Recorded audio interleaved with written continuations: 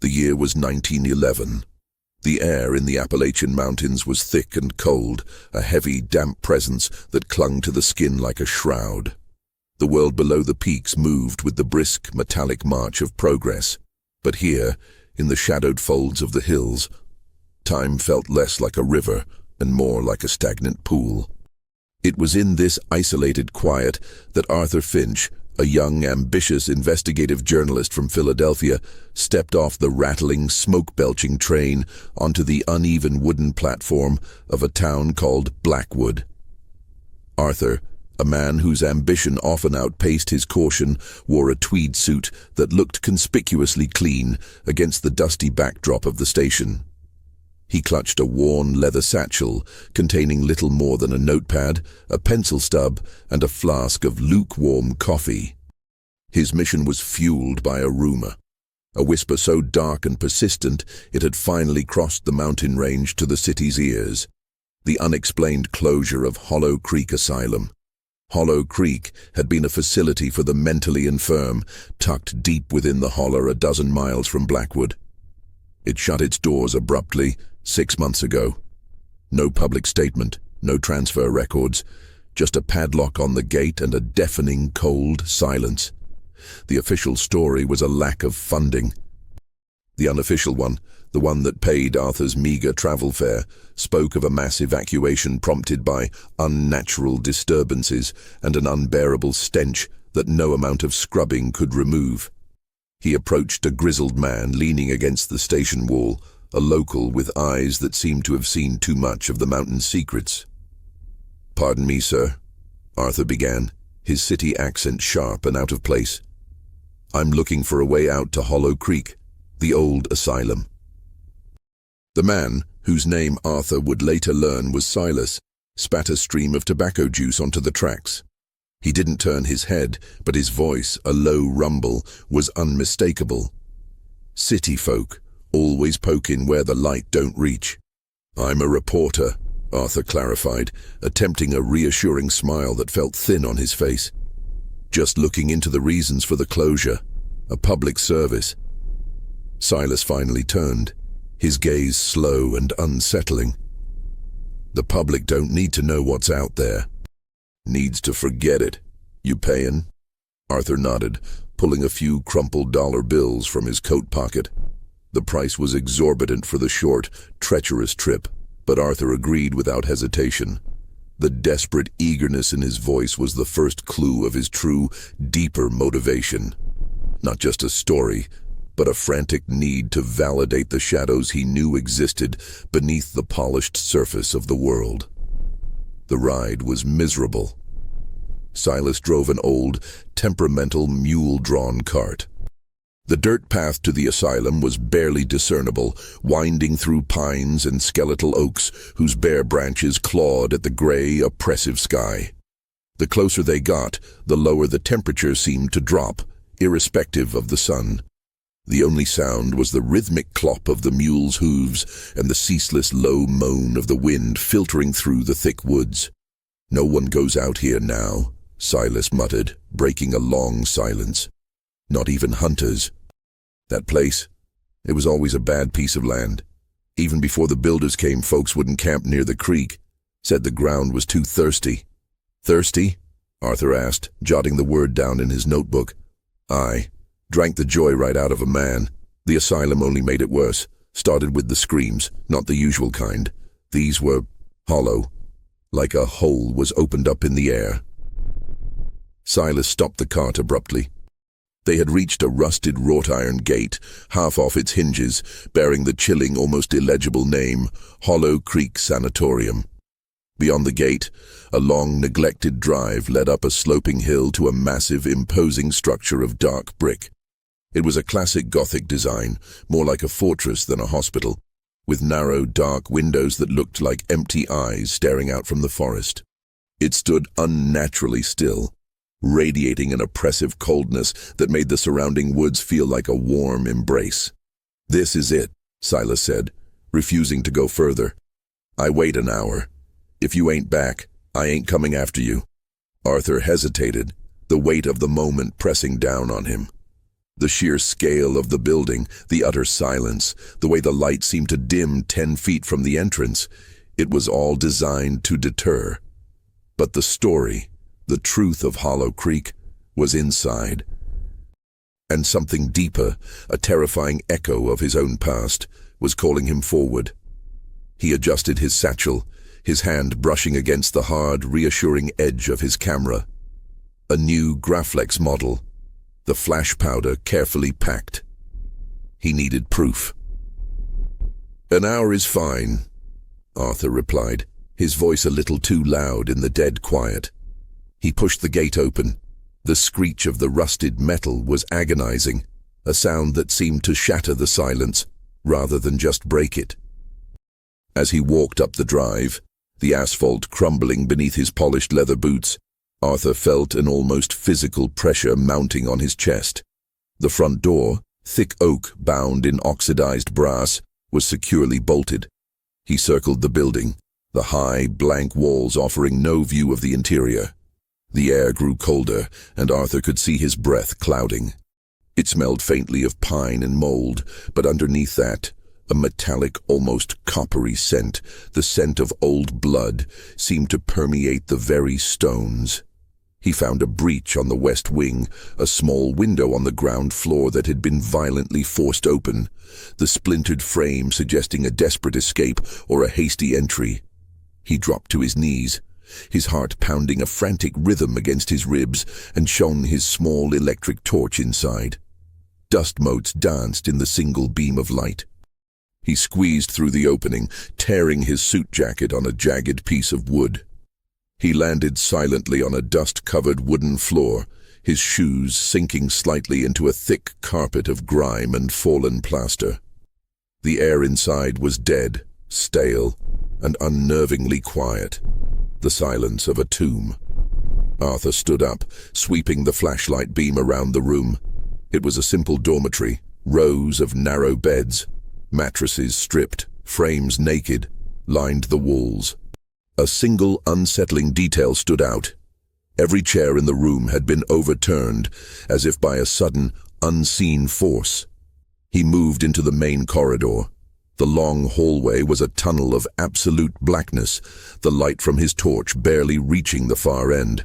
The walls were peeling, painted a sickly institutional green. And then he saw it, written in what looked like faded charcoal above a fire extinguisher cabinet. A single chilling word: stove. Arthur's hand trembled slightly as he raised his camera, taking the first flash photograph. The corridor was momentarily illuminated in a brilliant, terrifying white light, the sound of the flash loud and startling. The image of the desolate hallway, the overturned chairs in the distance, and that one haunting word branded itself into his mind. He was in. The story was here. And it was going to be worse than the rumors suggested. The smell of copper intensified. Arthur took a deep, shuddering breath, trying to control the knot of dread tightening in his stomach. He was a professional. He was objective. He was here for the truth. But as he took the first step down the endless corridor, he couldn't shake the feeling that the silence wasn't empty. It felt heavy, as if something was holding its breath, waiting for him. This is just the beginning. The descent into the asylum has begun. To keep following Arthur's journey and uncover the horrible secrets of Hollow Creek, make sure to hit that subscribe button and turn on notifications. You won't want to miss the next chapter of this terrifying, realistic mystery. Arthur Finch's electric torch cut a lonely path through the absolute darkness of the main corridor. The air was stale and heavy, thick with dust and that persistent, sickening, coppery scent that now felt less like a faint odor and more like a physical presence. Each step he took echoed loudly in the cavernous space, a sound that felt less like progress and more like announcing his intrusion. He passed dozens of closed doors, identical and forbidding. The peeling paint and the institutional gloom created an oppressive atmosphere, a visual representation of despair. Arthur, despite his journalistic resolve, felt the cold creeping past his heavy tweed, settling deep in his bones. This wasn't just the damp chill of an abandoned building. It felt like the inherent coldness of a place where humanity had been systematically stripped away. He found the administration wing by following a series of directional signs, half ripped from the walls. The doors here were grander, marked by heavy brass plates tarnished black with age. He entered the main office, a large room dominated by a solid oak desk, still littered with the detritus of a rushed departure. An empty inkwell, a scattering of forgotten pens, and a calendar frozen on a date 6 months past, August 14th, 1910. Arthur's gaze was immediately drawn to a heavy, bound book lying open on the desk, the Hollow Creek Patient Ledger. With his hands visibly trembling, a reaction he noted with professional detachment and personal anxiety, he carefully opened the book. The pages were brittle, the copper scent here stronger, as if the very paper had absorbed the metallic tang. He began to scan the neat, cursive entries, his heart rate accelerating with every detail. The entries tracked admissions, treatments, and discharges. The last full entry under August 14th detailed the transfer of several patients to other facilities. But what caught Arthur's eye was the section marked Notes on Condition and Conduct.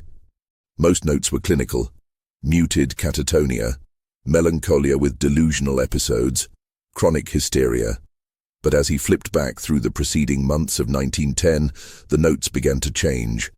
June 2nd, patient 408 is refusing all solid food, complains of the whispers in the pipes, restrained.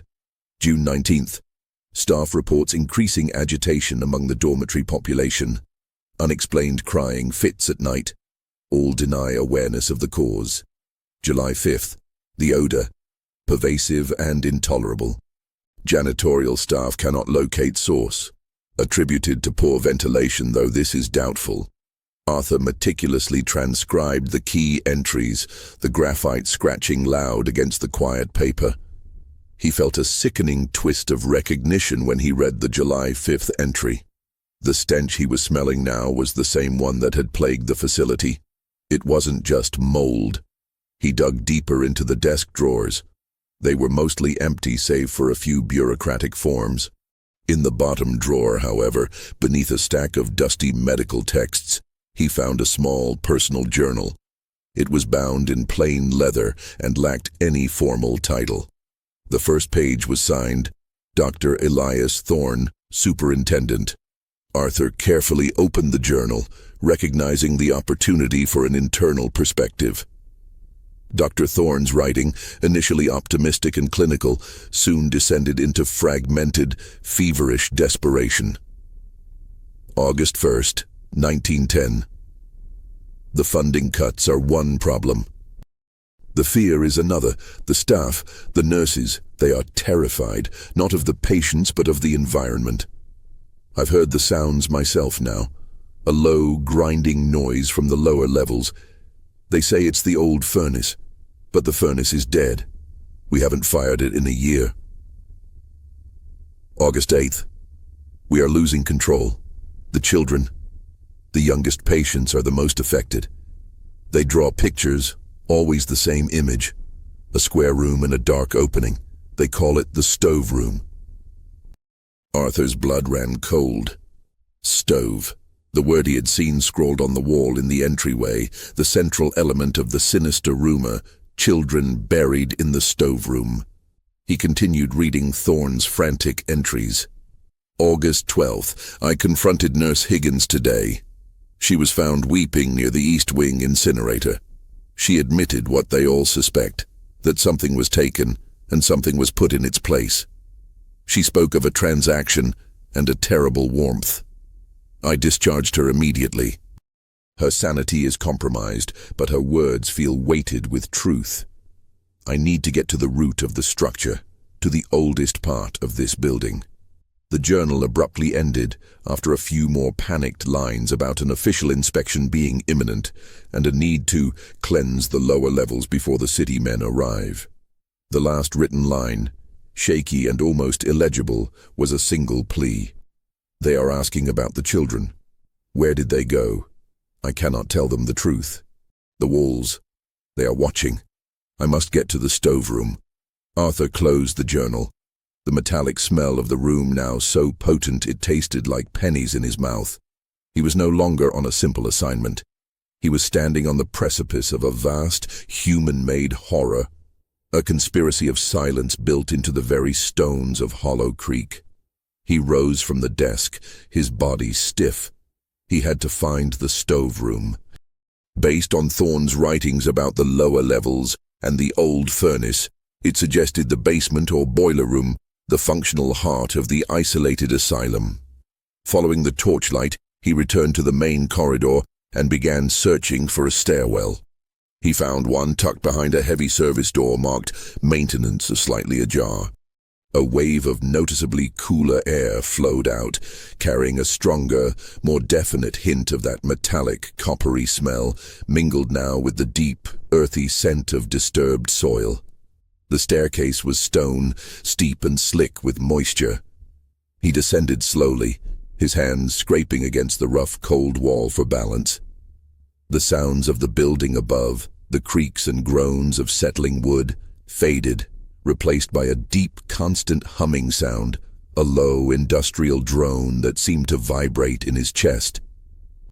When he reached the bottom, the air was dense and suffocating. The basement was a labyrinth of low-hanging pipes, exposed stone foundations, and absolute shadow. The humming was deafening here, emanating from the end of the long, damp hallway. Arthur moved forward, notebook tucked securely under his arm, his camera heavy and reassuring in his hand. The hallway opened into a vast, cavernous room, the boiler room. Dominating the center was a huge, iron-clad furnace, cold and silent, yet radiating an undeniable, intense presence. The stoveroom. It looked exactly like the dark opening in the children's drawings. As Arthur took in the scene, his torch beam sweeping across the room, it landed on a spot near the back wall. The floor here was not concrete like the rest of the basement. It was freshly laid dirt, dark and uneven, a stark, unnatural mound against the grey stone. He approached the mound, his breath shallow. The smell of disturbed earth was now overwhelming, and with it, a faint, sweet decay that made him gag.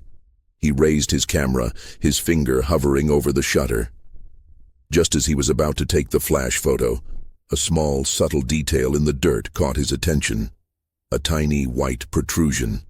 Arthur knelt, ignoring the foul air, and carefully brushed the loose soil away from the object. His torch illuminated his discovery, a small, smooth porcelain doll's face, staring blankly upward, half buried in the fresh earth. It was a child's toy. He felt a genuine terror, the cold dread that comes not from an imagined ghost, but from the concrete evidence of a human atrocity. He was standing on a fresh grave, the grave of a child, or perhaps the graves of many children. He heard a sound then, not a natural creak, but the distinct rhythmic scrape of a shovel against concrete coming from somewhere just beyond the boiler room. Arthur froze, his muscles locking up. He was not alone. The scrape of the shovel was slow, deliberate, and entirely too close. Arthur Finch, crouched by the dirt mound and the buried doll, felt the investigative resolve drain from his body, replaced by a purely primal urge to flee. He was trapped in the cold, cavernous stove room, miles from help, with a discovery that felt like a death warrant.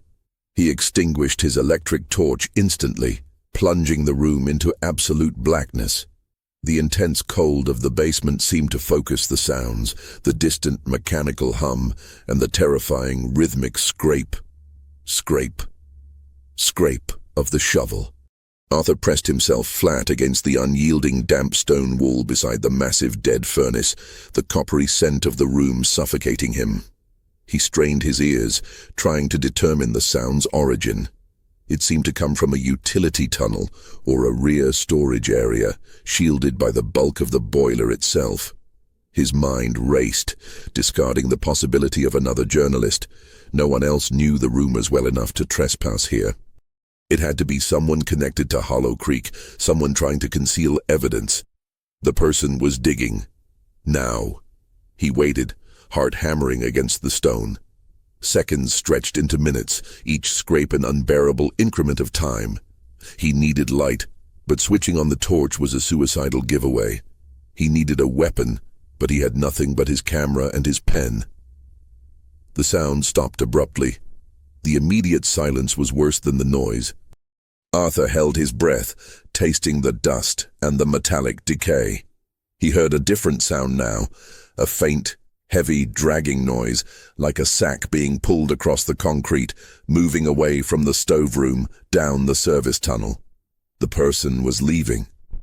Arthur counted slowly to 60, allowing the sound to fade into the omnipresent low hum of the building. When he finally dared to move, his muscles protested, cramping from the cold and the tension.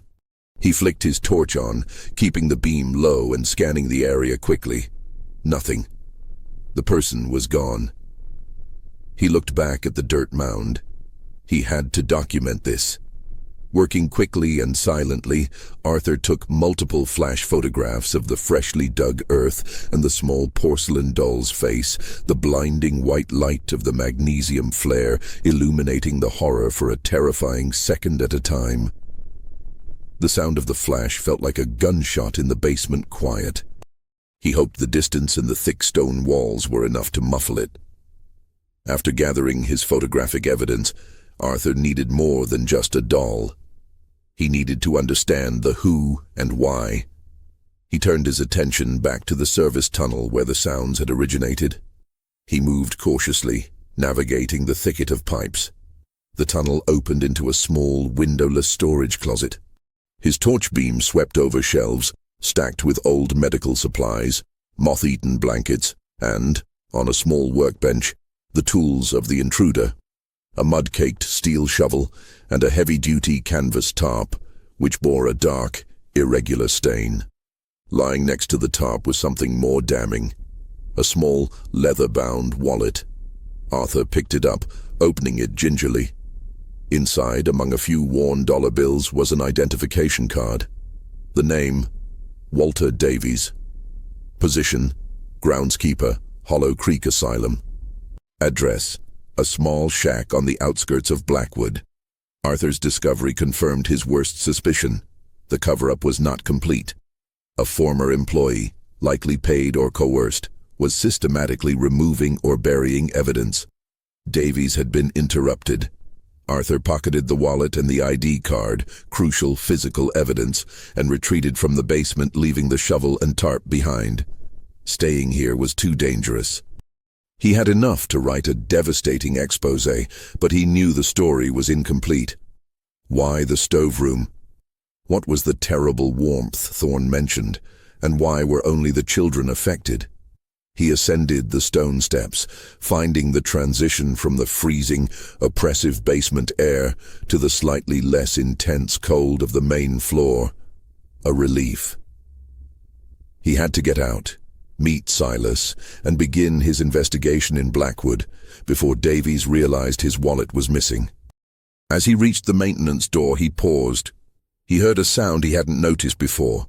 The sharp, unmistakable sound of heavy doors closing and a key turning in a lock, coming from the main entrance, the one he had used. Arthur froze, panic tightening his throat. Silas wouldn't lock him in. Only one explanation remained. Walter Davies, the groundskeeper, had not run away. He had returned to the main building, realized Arthur's presence, and locked him inside Hollow Creek Asylum. He raced down the corridor, passing the office, skidding to a halt at the main entrance. The heavy oak doors were bolted shut, the brass now gleaming faintly where the key had scraped. He rattled the doors uselessly. He was a prisoner in the tomb he had come to investigate. He ran to the small window he had used to enter, the one in the dormitory, but found it too had been forced shut from the outside and secured with a crude wooden brace. Arthur was trapped. He was alone, surrounded by the silence of 100 former patients, with a potential murderer roaming the building, armed with a shovel, and knowing that Arthur was the only witness to his gruesome work. He retreated to the main corridor.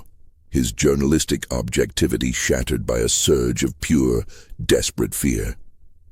He leaned against the cold wall, gasping for breath, the oppressive weight of the asylum pressing down on him. The air was colder, the coppery scent more distinct. Suddenly, a new sound cut through the silence. Not a scrape, not a hum, but a series of quick, soft, rhythmic taps, coming from the closed door directly across the hall from him. Tap, tap, tap, tap, tap. It was the sound of small fingers knocking from inside a room. The sound of a trapped child. Arthur knew, with a certainty that chilled him to his core, that this was a psychological trick, a deliberate attempt to lure him. But what if it wasn't? What if one of the children was still in here? He gripped the handle of the nearest door, fighting the paralyzing fear. He had to be careful, but he couldn't ignore the noise. The investigation had become a survival game. Arthur Finch stared at the closed door across the hall, the soft, quick taps repeating with a chilling regularity. Tap, tap, tap, tap, tap. It was the sound of a desperate plea, perfectly calibrated to shatter his resolve. He drew his professional composure around him like a shield. He was trapped, but he was a journalist. He needed to think, not panic. The door was heavy, solid wood, marked Storage W Wing. He slowly, cautiously, turned the brass knob. It was unlocked. He pushed the door inward just a crack, his torch held low. He didn't want to silhouette himself against the light of the corridor. He whispered, "Hello? Is anyone in here?" The taps stopped. The silence that followed was heavy and immediate. Arthur forced the door open fully. The room was not a storage closet, but a small, empty observation room overlooking the dormitory he had first entered. It was entirely bare, save for a small wooden stool and a thick layer of dust. The window into the dorm was grimy. He swept the light around, searching every corner. Nothing. The sound had been a cruel, elaborate deception. But how? The asylum was silent. There was no mechanism, no obvious source for the tapping. Arthur checked the window into the dormitory again. His breath caught. Scrawled into the thick dust on the inside of the observation glass, exactly where he would have placed his hand to push the door open, was a fresh message. "He sees you." The lettering was clean, stark, finger-drawn, meaning someone was in the room after he had entered the building, or more terrifyingly, while he was in the basement. Walter Davies, the groundskeeper, was not just burying evidence, he was toying with his captive. Arthur felt a sudden cold rush of understanding. Davies hadn't just secured the doors, he had played with him, leading him to believe he was still digging, only to double back and trap him. The tapping had been a distraction to make him check the hallway while Davies wrote the message. The man was not a simple hired hand, he was cunning and dangerous. Survival was now paramount. He needed to find an exit, a service elevator, a fire escape, anything that wasn't the main door. He remembered Dr. Thorne's journal entry about the terrible warmth and the children's drawings. Thorne mentioned the need to investigate the oldest part of the building. This was the only lead he had to a hidden structure or possible access point. Arthur moved quickly through the west wing, checking windows and back doors. They were all barred, nailed shut or secured with heavy chains. The architects of Hollow Creek had ensured that no one could leave easily. He found the staff kitchen. It was an industrial space, cold metal surfaces and grease-stained tiles. He stopped by the pantry, his stomach rumbling despite the terror. He found a tin of hard biscuits and a bottle of stale water, enough to sustain him for a short time. In the corner of the kitchen, partially obscured by a stack of rusted pots, was a small, narrow door marked Dumbwaiter. A small glimmer of hope flared. It was too small for him to use, but perhaps it led to a functional service area. He tried the handle. Locked. Frustrated, Arthur turned away, but a glint of metal on the floor caught his eye. He knelt down and picked it up. A small, heavy skeleton key, intricately cut, clearly a master key for the interior locks. It had likely been dropped during the hasty evacuation 6 months ago. He tried the key in the dumbwaiter lock. It fit. He turned it, the heavy tumblers protesting with a metallic groan.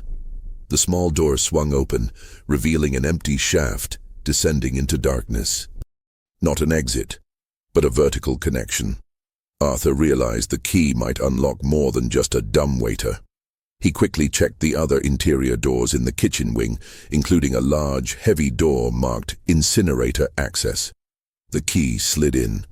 Click. He pushed the door open. The air here was sharp with the smell of old ash and burnt chemicals. This was the East Wing incinerator area, the place where Dr. Thorne said Nurse Higgins had been found weeping and speaking of a transaction. The incinerator itself was a large brick structure, its massive iron door sealed shut. But what drew Arthur's attention was a tiny, unused hatch in the floor of the incinerator room, barely a foot square, near the base of the brick chimney. The surrounding stone floor looked much older than the rest of the building. He dropped to his knees, scraping away the dust. The hatch wasn't bolted, it was secured with a simple, heavy iron ring. He pulled on it. It lifted with surprising ease, revealing a small, dark opening leading straight down, a narrow, hand-dug tunnel. The air wafting up from it was warm, dry, and carried a faint, acrid smell of burnt wood and coal, the terrible warmth Thorne had described. This was the oldest part of the building, the substructure the doctor was desperately seeking.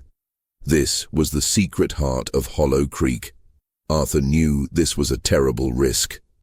The tunnel was too small to maneuver easily, and he had no idea where it led. But Davies was hunting him, and the main exits were sealed. This was his only way out, or at least the only way deeper into the truth. He took one last look at the main incinerator, then at the small black pit in the floor. He retrieved his rope, a thin, strong length of utility line he always carried for tricky assignments, from his satchel. He secured one end around the thick iron ring, checked the knot, and began to carefully lower himself into the suffocating tight space. The descent was slow and terrifyingly claustrophobic. The walls of the tunnel were rough earth, packed hard with rocks, the construction primitive. He finally dropped onto a hard dirt floor. He raised his torch. He was in a small, subterranean chamber. Not a tunnel, but a crypt.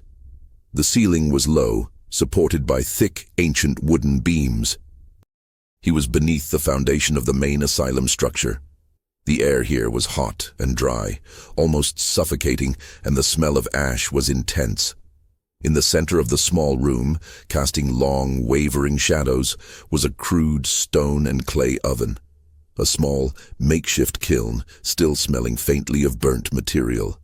This was not a modern boiler.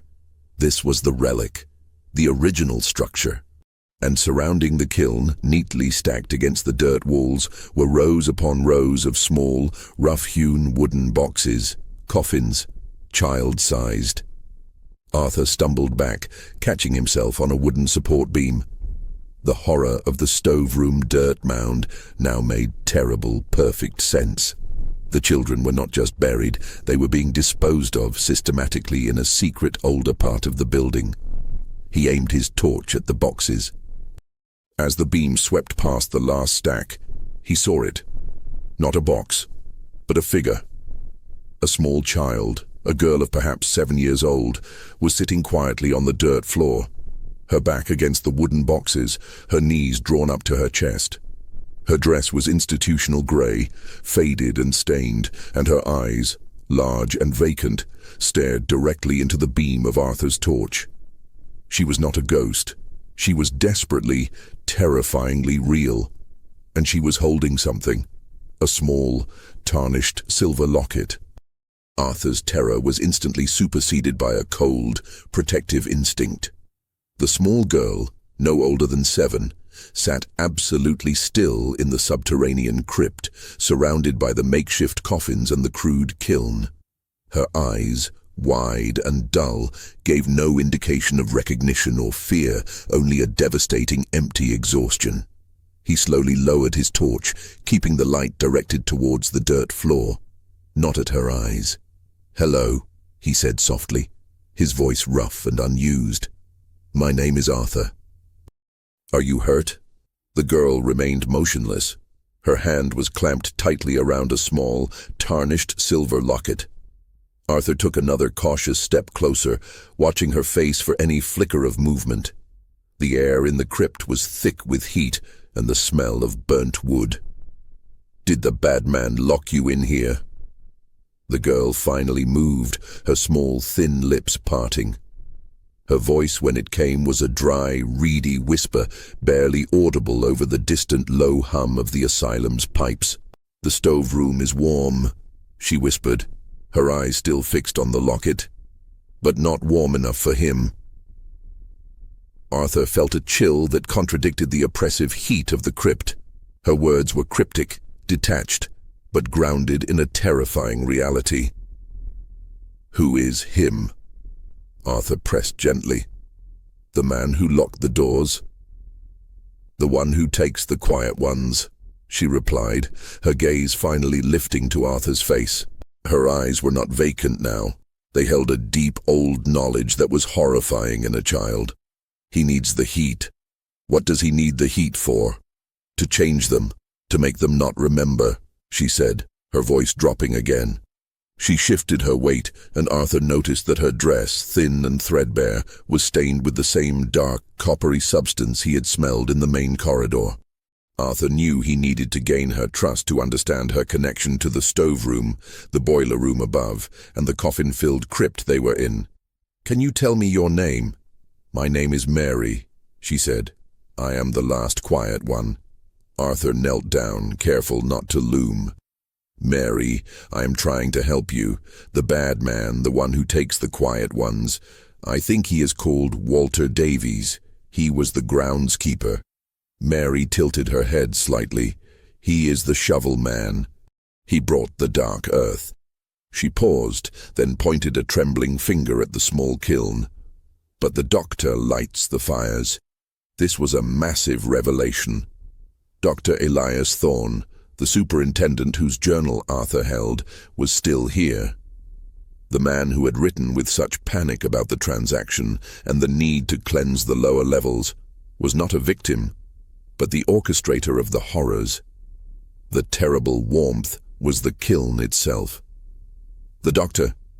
Dr. Thorne, is he still in the asylum?" Mary simply nodded, clutching the locket tighter. "He is waiting for the light to go out." Arthur knew he was running out of time.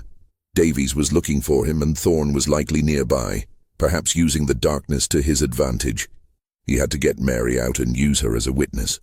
"Mary, we need to leave this place. Can you walk?" She slid off the dirt floor, surprisingly agile. "Yes, we can go out the back." She pointed to a low, narrow wooden door set into the earth wall, hidden behind the stacks of child-sized coffins. It was a secondary exit, a staff entrance used to load coal or supplies into the deepest foundation.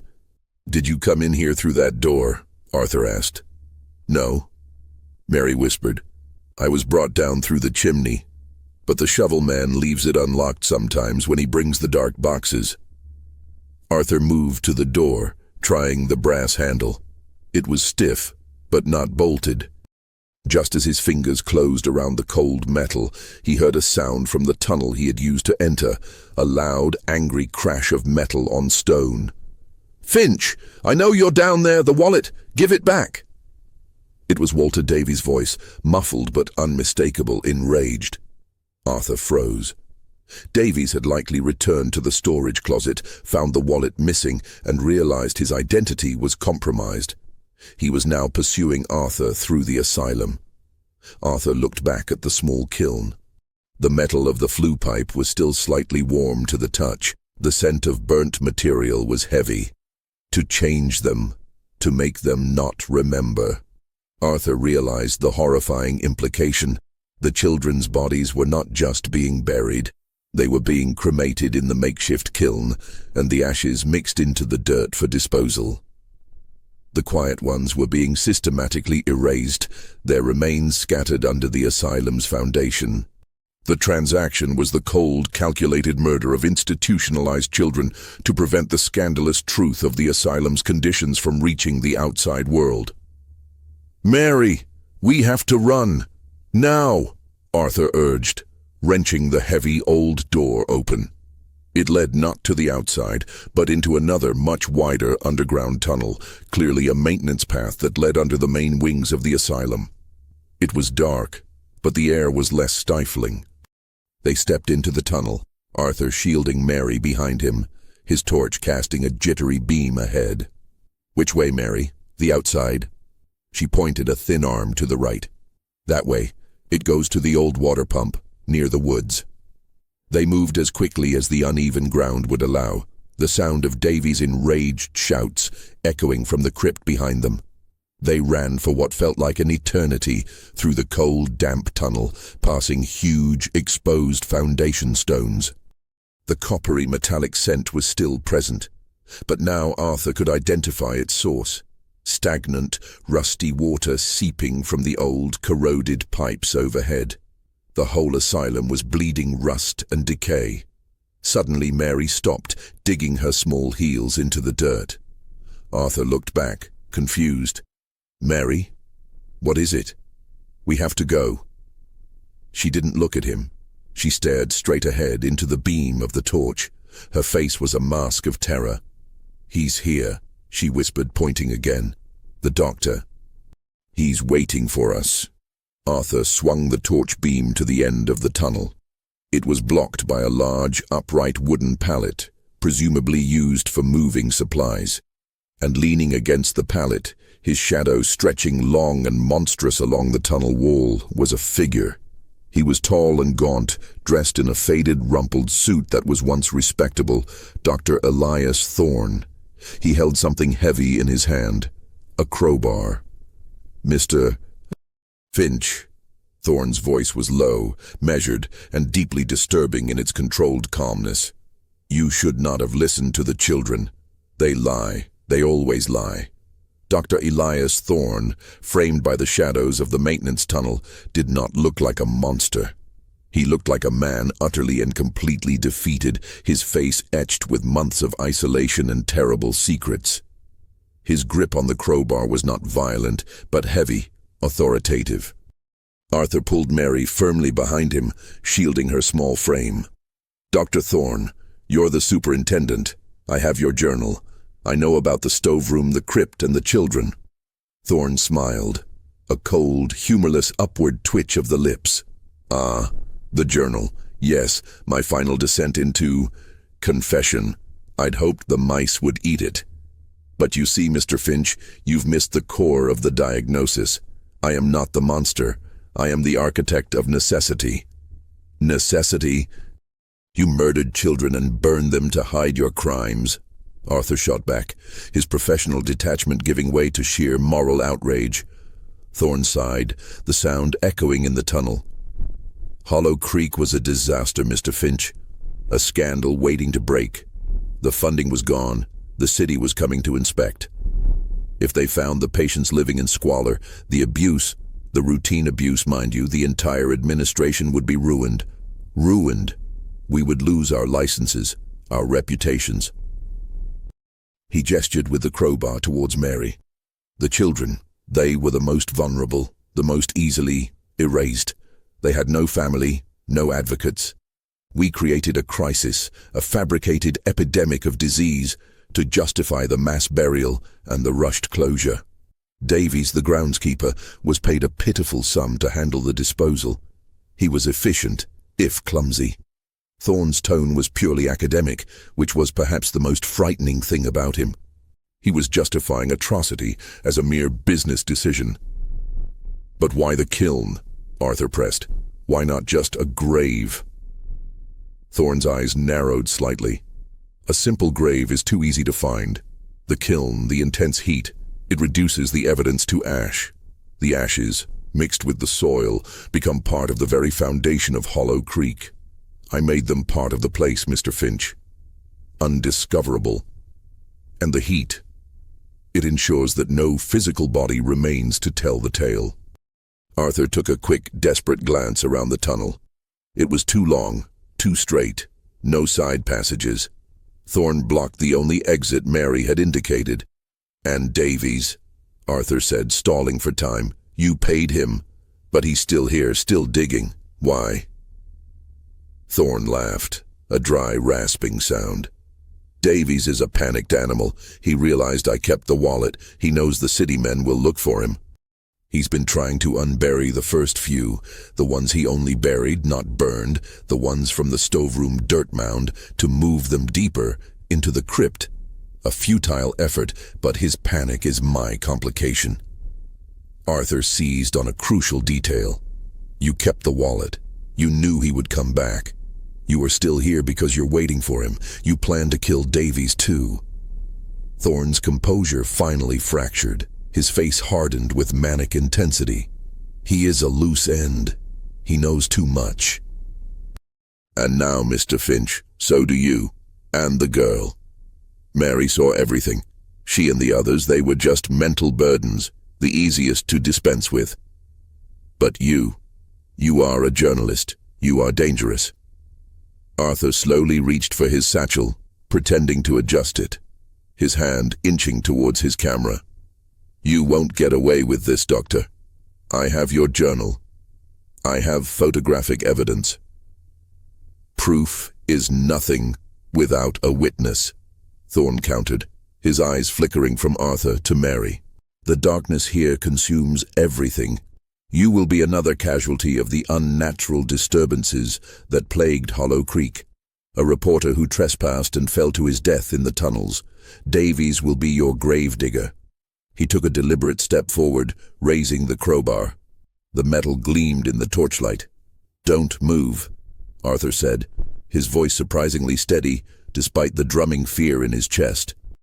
"I left a full account of my investigation, including your journal entries and Davies' ID, with a colleague in Blackwood. If I am not back by noon, the entire story is delivered to the Philadelphia newspapers. You will be exposed, Dr. Thorne." It was a bluff. Arthur had planned to meet Silas and then write the story. He had no colleague, but it bought him a moment. Thorne hesitated, the fear of public ruin, the one thing he genuinely feared, visible in his eyes. "Liar," Thorne hissed, but the certainty in his voice was gone. Just then, a sudden, violent sound erupted from the tunnel behind them, a frantic, echoing sprint, followed by a choked shout. Walter Davies had found the hole in the incinerator room and had entered the tunnel. He was running directly towards them, desperate to reclaim his wallet and stop Arthur. Thorne's eyes flickered again, calculating. He had to deal with two threats now. He could hear Davies' heavy, panting breathing getting closer. "Mary, run!" Arthur yelled, shoving the small girl hard towards the wooden pallet that blocked the exit. "Go!" Mary scrambled past the doctor, slipping around the pallet and disappearing into the darkness of the pipe room. Thorne roared in frustration and spun around, lifting the crowbar high, preparing to face Davies, who was now visible, a desperate, wild-eyed figure charging down the tunnel. Arthur, seizing the critical moment of distraction, darted forward, not towards the exit but towards the wall. He aimed the powerful light of his torch directly into Thorne's eyes, then, in the same motion, pulled out his camera and deployed the flash. The explosion of magnesium powder was blinding and deafening in the confined space. Thorne screamed, momentarily blinded, dropping his crowbar. Arthur didn't wait. He used the brief confusion to charge past the two men, scrambling over the wooden pallet and following the path Mary had taken, leaving the doctor and the groundskeeper to collide in the darkness of the tunnel, their terrible shared secret having finally turned them against each other. The faint sound of a desperate, violent struggle echoed behind him. He was out of the direct line of fire, but he was not safe. He was in the final stretch of the maintenance network, a series of dark, damp rooms leading to the outside pump house, and he knew he was racing against a ticking clock. The noon deadline for the supposed release of his story, a deadline Thorne now believed was real. He had to be out of the asylum and into Blackwood by then. Arthur Finch burst out of the maintenance tunnel and into a small, cylindrical room that smelled strongly of chlorine and rust, the old water pump house. The room was entirely concrete, lit only by a single, grimy window high up near the ceiling. through which Arthur could see a sliver of the cold Appalachian sky. Mary was huddled near a bank of silent, massive brass valves, staring up at the window with a look of terrified hope. "The door, Mary! Where is the door?" Arthur gasped, holding his side, his lungs burning from the adrenaline-fueled sprint. She pointed to a heavy, steel-plated door on the far side of the pump room. It was clearly the main access from the outside. Arthur rushed to the door. The handle was cold and stiff. He tried the master key he had found in the kitchen. It was designed for the interior. This was an exterior lock, a much heavier, more complex mechanism. He fumbled with the key, his hands slick with sweat and grime. He knew any minute either Thorne or Davies, or both, would emerge from the tunnel, bloody and desperate. "The locket," Mary whispered, still staring at the ceiling. "It opens the door." "What? What locket?" Mary held out her small, trembling hand. In the center of her palm was the tarnished silver locket she had been clutching in the crypt. She pressed a barely visible latch on its side. The locket didn't open. Instead, a tiny, thin brass spike shot out from the side, like a needle. "It's a key," Mary said. "The doctor used it when he checked the pumps." Arthur took the fragile object. It was a crude, brilliant piece of deception, a functional key disguised as a trinket. He found a small, almost invisible notch near the lock plate on the steel door. He inserted the brass spike and carefully, painstakingly turned it. With a heavy thunk, the lock disengaged. Arthur threw the door open, revealing the outside world, a muddy, sloping hill leading down into the dense pine forest.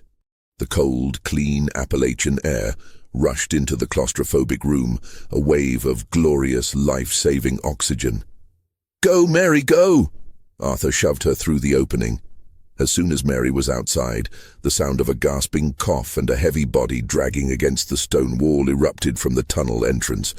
Dr. Thorne, covered in grime and blood from the struggle with Davies, stumbled out. He looked like a madman, his face contorted with desperation, the crowbar gone. He saw the open door and Arthur. He looked past Arthur to the small figure of Mary beginning to scramble down the hill. His last chance at silence was escaping. Thorne lunged, grabbing Arthur's coat collar. "You fool! You cannot take the evidence! You cannot let them know!" Arthur fought back with a surge of adrenaline. He was stronger and younger than Thorne, but the doctor was fueled by a terrifying, murderous madness. They grappled, the fight brief and brutal, sliding across the wet concrete floor of the pump room. Arthur managed to twist free, smashing his fist into Thorne's jaw. The doctor staggered back, his head hitting the wall. He didn't go down. Instead, his eyes fixed on the open service hatch Arthur had used to climb down from the incinerator room, the hole in the floor that led into the crypt. Thorne didn't try to stop Arthur or Mary anymore. He made a desperate final dash towards the hole, scrambling to get back into the darkness of the foundation, perhaps to hide, or perhaps to retrieve a final piece of evidence. Arthur, seeing his opportunity, slammed the heavy steel door shut. He fumbled with the tiny key locket, re-engaging the lock. Just as the tumblers set, a horrendous screech and a heavy thud echoed from the pump room. The sound of a large, heavy object falling into the hole in the floor. Thorne must have misjudged his leap or slipped on the slick concrete. The sounds of his fall, followed by a terrifying final silence from the tunnel, were chilling. Arthur pressed his ear against the cold steel door. Nothing. Only the quiet breathing of the woods outside. He had to get to Blackwood. He had to find Silas and ensure the man hadn't left, and more importantly, he had to get Mary to safety and call the authorities. He had the journal, the pictures, the ID, and the chief witness. He found Mary halfway down the hill, waiting anxiously. "It's over, Mary. The bad men are locked in," Arthur said, trying to keep the raw fear out of his voice. He took her small, cold hand. They walked quickly, Arthur supporting the exhausted child. The walk was agonizingly long, but finally they reached the rusted wrought-iron gate. And there, leaning against the mule cart, was Silas. The old man, who had sworn to wait only an hour, had waited over 3. He looked at Arthur's torn suit, his grimy face, and the terrified little girl clinging to his side. He didn't ask a single question. "Get in," Silas said simply, spitting his tobacco. "We ain't got long before the sun is truly gone." The ride back to Blackwood was silent. Arthur didn't speak. He just held Mary, who eventually fell into a deep, exhausted sleep against his shoulder, clutching her locket key. He looked back at the darkening, ominous peaks of the Appalachians, where Hollow Creek Asylum sat like a dead, secretive eye. The mystery was solved, but the horror of the reality was just beginning to sink in. He had the story that would shake the nation. But first, he had to survive the consequences. You've reached a pivotal moment. Arthur has escaped, but the powerful people who funded Hollow Creek and commissioned this cover-up are still out there. Don't miss the dramatic conclusion, where the fate of Mary, Arthur, and the dark secrets of the Appalachian Asylum are revealed. Make sure you're subscribed and hit the notification bell so you don't miss the final 3 chapters.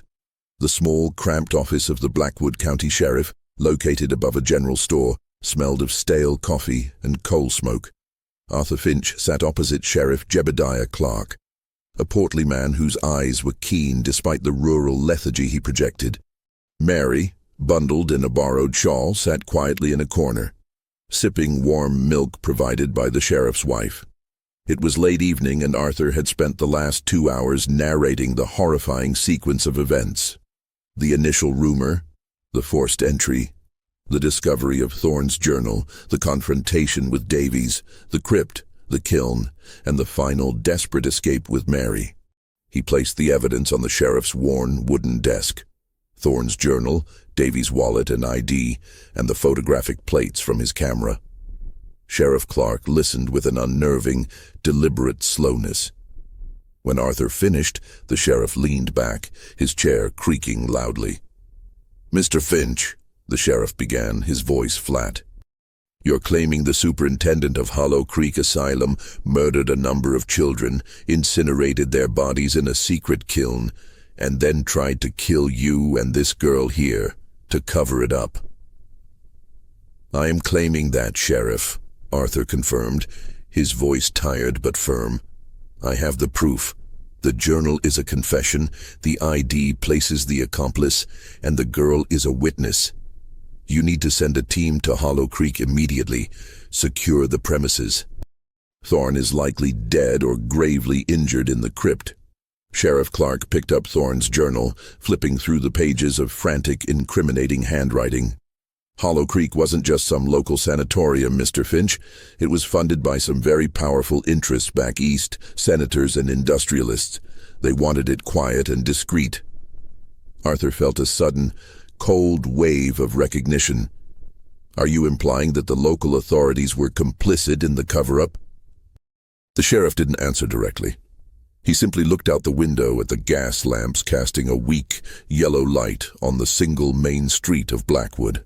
"What I'm implying, son, is that these people don't much care for outsiders messing with their mountains or their money, especially when the outsider shows up with a story that could ruin half the state's elite. The truth matters more than their reputations, Sheriff," Arthur insisted, pushing the wallet forward. "You have a responsibility to the law and to those children." Sheriff Clark sighed, placing the wallet down. "I have a responsibility to my town, Mr. Finch. If I send my men up that mountain on your word alone, and you're wrong, or if the powerful folks decide I shouldn't have gone up there, this town will suffer. Badly." He then did something unexpected.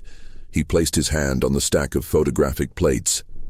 These are just chemicals and glass right now.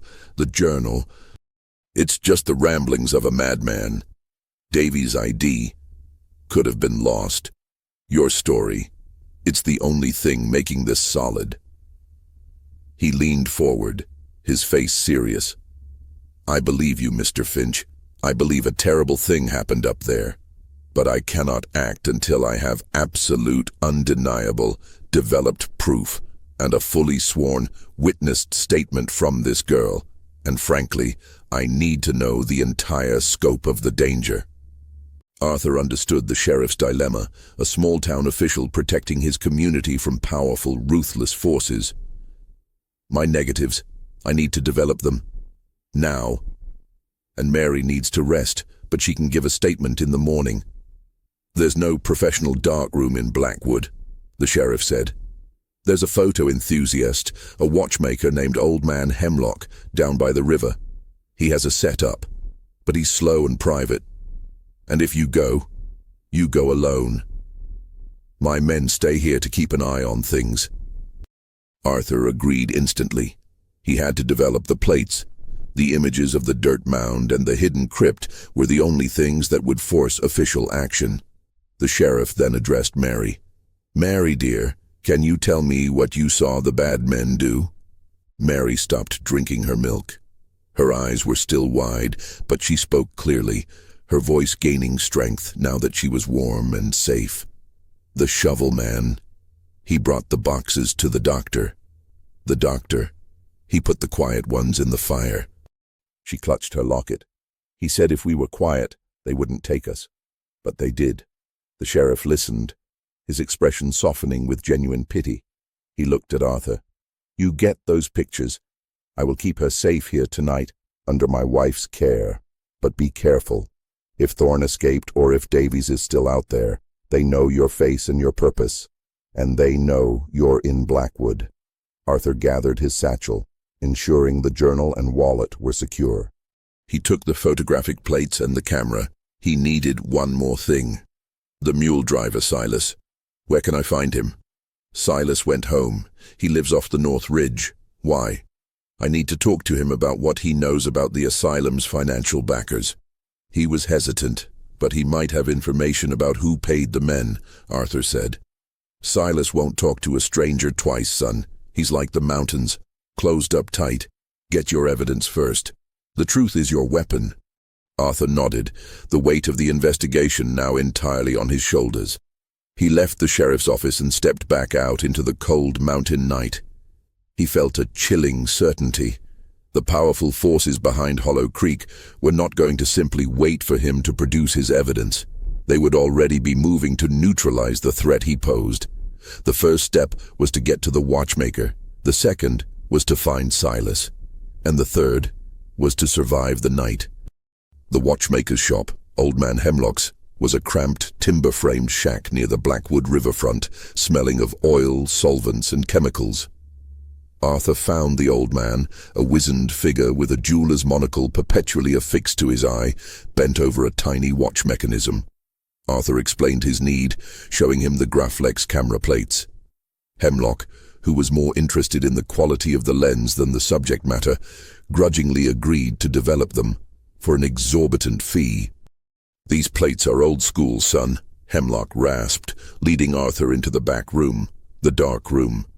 It was light-tight, stifling, and dominated by large enamel trays filled with developing chemicals. It'll take an hour. Sit and wait, and don't touch nothing. Arthur settled on a stool, the tension in his body a physical ache. The next 60 minutes were unbearable. Every creak of the wood, every whistle of the cold wind outside, sounded like footsteps. He thought constantly of Mary, safe with the sheriff's wife, and of Thorne and Davies trapped or loose, their desperation a palpable threat. Finally, Hemlock's dry voice cut through the silence. They're done. Come and see, reporter. Hemlock pulled the developed prints from the rinse bath and clipped them to a line to dry. Arthur rushed over, his heart hammering in anticipation. The images were brutally clear. The first was the corridor with the word stove scrawled on the wall. The second was the Hollow Creek patient ledger, open to the final ominous entries. The third and fourth were the most damning. The vast cold stove room, showing the huge furnace and the dirt mound in the foreground, with the pale porcelain doll's face staring out from the fresh earth. The photos were undeniable, concrete proof of the cover-up and the clandestine burial. Arthur's hands trembled not from fear, but from the immense power of the evidence he held. This is all of it, Hemlock, Arthur said, gathering the prints carefully. "Thank you. Now I have to go." "One thing, son," Hemlock said, peering at Arthur over his monocle. "When you were outside about 10 minutes ago, a man came by. Big, rough fellow covered in dirt. He didn't ask for me. He was asking the fisherman about your train. Said he was your driver. Walter Davies. He hadn't just followed Arthur, he had tracked the escape route and found Blackwood. He was desperate and dangerous, operating on the outskirts of town." Arthur left the watchmaker's shack immediately, his professional calm shattered. He had the evidence, but Davies was now actively hunting him. He couldn't go back to the sheriff's office yet. He didn't want to lead Davies there, not while Mary was inside. He needed to find Silas. The mule driver was the only other person connected to the escape, and the only local Arthur could trust to talk to him about the powerful interests Thorne had mentioned. Arthur ran through the narrow back alleys towards the North Ridge Road where Silas lived. The gaslights were few and far between, the night air was freezing and sharp, and Arthur pulled his coat tighter, clutching the precious photographs to his chest. He was running past the dark, silent front of a closed mercantile store when he heard a noise. A sudden, heavy crash from inside the store, followed by the sound of splintering wood. Arthur stopped, flattening himself against the cold brick wall. He knew it was Davies. The groundskeeper was looking for money, a gun, or perhaps just shelter. As he watched, the back door of the store burst open. A figure stumbled out, a large, dark silhouette. It was Davies, covered in dark, dried blood and dirt, favoring one leg. He held a length of wood, a makeshift club in his hand. Davies didn't see Arthur. He was focused, eyes wild, staring up the North Ridge Road. He was clearly trying to find Silas, realizing the driver was another key witness to Arthur's arrival and escape. Davies started to limp up the road. Arthur knew he had to stop him. If Davies reached Silas, he would kill him. He couldn't let the last piece of the cover-up be murdered before he could get the full story. Arthur stepped out from the shadows, his voice loud and clear in the quiet street. "Davies, stop. It's over. The sheriff has your wallet. They know everything." Davies spun around, the moonlight catching the manic glint in his eyes. He recognized Arthur instantly. He let out a choked, guttural roar of pure, desperate rage. "The wallet? You dirty little liar. You'll never take the evidence." Davies charged at Arthur, swinging the wooden club low and wide, a terrifying, clumsy beast. Arthur was quick. He dodged the first swing, the air whooshing past his ear. He stepped back, knowing he couldn't fight this man. He was a writer, not a brawler. He needed to get away, get to the sheriff, and bring the police presence down on the groundskeeper. Davies swung again, catching Arthur's shoulder with a sickening thwack. Arthur cried out, dropping his satchel. The photos spilled out onto the muddy road. Davies saw them. He let out a triumphant, sick laugh and lunged for the scattered pictures. "Mine, all mine." Arthur saw his chance. Davies was focused on the evidence. Arthur ignored the throbbing pain in his shoulder, lunged forward, and tackled the groundskeeper low, hitting his bad leg. Both men went down hard, rolling in the mud. Arthur grabbed the wooden club, ripping it from Davies' hand. Davies screamed, a high-pitched sound of pain and panic, and scrambled back towards the photographs. Arthur lifted the club, his heart pounding a frantic, ethical drumbeat against his ribs. He couldn't kill him. He was a journalist. He didn't swing for the head. He swung hard and true for Davies's wrist. The wood connected with a crunching, sickening impact, and Davies roared, clutching his broken hand. The movement sent the groundskeeper rolling backwards, and he plunged over the embankment, falling into the shallow, icy waters of the Blackwood River. Arthur scrambled to the edge. Davies thrashed in the cold water for a moment, then, with a heavy, final groan, sank beneath the dark surface, the current pulling his heavy, dirt-soaked clothes downstream. Arthur didn't wait. He recovered his satchel and the photos, now soaked and smeared with mud, but still readable.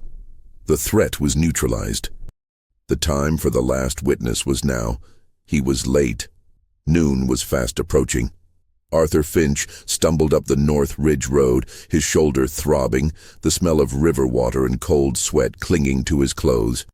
He arrived at Silas's small, ramshackle cabin just as the first weak rays of the Appalachian dawn began to crest the eastern peaks. The sun was rising on the day the Hollow Creek story would break. He found Silas sitting on his porch, calmly oiling a rifle, as if waiting for him. "You're late, city boy," Silas stated without looking up. "Figured you'd either be dead or needing a ride." "Davies is gone," Arthur said, his voice hoarse. "I stopped him at the river. Dr. Thorne is trapped in the asylum. It's over." "I have the proof, Silas, but I need to know one thing. Who paid for the silence?" Thorne's journal mentioned powerful interests. "You were the local driver. You must have seen the men who visited." Silas finished oiling the barrel and finally looked up, his eyes weary and old. "I saw them. They weren't from the city. They were the Appalachian Trust. The men who own the coal mines, the railroad, the land. They own the judges, too." He lowered the rifle. "Hollow Creek wasn't just an asylum, Mr. Finch. It was built on the land they wanted to mine. The land was cursed, they said. Too many unexplained deaths of the first builders. They put the asylum there to hide the land's bad reputation, to prove it was safe.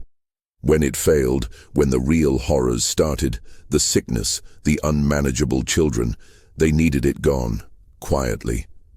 The trust paid Thorne a fortune to disappear the evidence, to make the closing look like a budget issue, not a massacre. They were hiding the truth of the land, not just the asylum," Arthur murmured, the final piece of the terrifying puzzle slotting into place. The coppery scent, the thirsty ground, it was all tied to the earth, the foundation that the trust had forced the asylum to be built on. "They care about their money and their image," Silas confirmed. Thorne was just their hired hand to clean up a mess. Davies was his. Arthur now had everything: the who, the why, and the motive of the conspirators. He pulled out the muddied but intact photographs. "I need you to drive me to the nearest telegraph office. I have to send this story, and this evidence, to Philadelphia right now."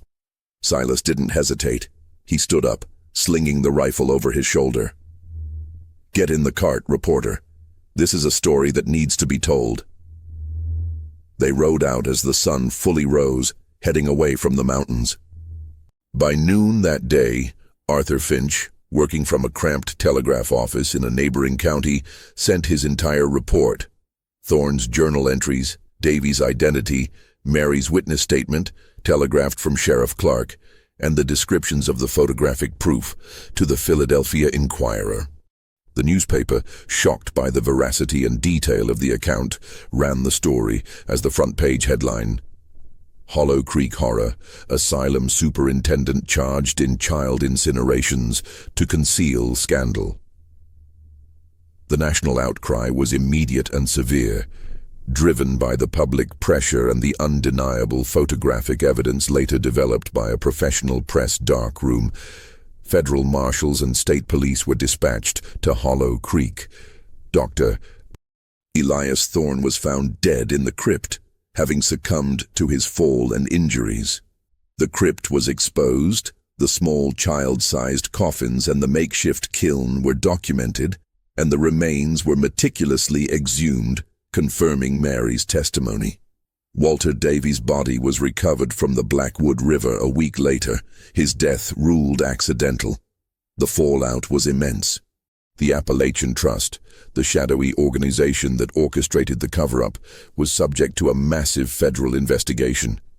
Though many of the powerful figures involved managed to evade prison time, the public scandal destroyed their influence and reputation, crippling their operations in the region. Mary was placed in the care of a reputable, loving family far from the Appalachians.